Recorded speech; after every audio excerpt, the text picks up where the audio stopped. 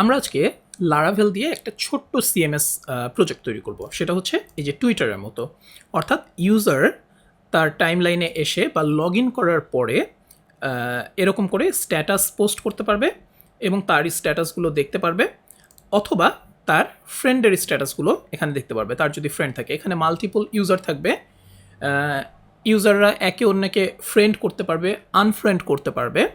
User এখানে প্রোফাইলের কিছু ডেটা চেঞ্জ করতে পারবে, যেমন প্রোফাইল পিকচার আপলোড করতে পারবে, নাম চেঞ্জ করতে পারবে, এবং একজন আরেকজনের ওয়ালে যেয়ে, ধরেন এই যেখানে যদি হাসিন দেয় তাহলে হাসিনের ওয়ালে যে স্ট্যাটাসগুলো আছে হাসিনের সেগুলো দেখবে। যদি জনের স্ট্যাটাসে যায় তাহলে জনের ওয়ালে যে স্ট্যাটাসগুলো আছে সেটা দেখবে, কিংবা যদি হোমে আসে তাহলে পাবলিকলি সব স্ট্যাটাসগুলো দেখবে। আর যদি লগ ইন করে তাহলে সে তার নিজের এরকম ওয়ালে স্ট্যাটাস পোস্ট করতে পারবে।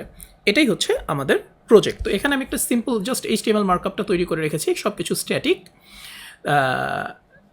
নেক্সট এপিসোডে আমরা ডেটাবেস স্কিমাটা নিয়ে একটু আলোচনা করব, আর তারপরে আমরা প্রজেক্টটা শুরু করবো। It will be very interesting. ছোট্ট একটা সিএমএস প্রজেক্ট, কিন্তু it will give you a lot of ideas যে কীভাবে আপনি লারাভেলে যে কোনো ধরনের প্রজেক্ট স্ক্যাফোল্ড করতে পারবেন, যে কোনো ধরনের প্রজেক্ট ডেভেলপ করতে পারবেন।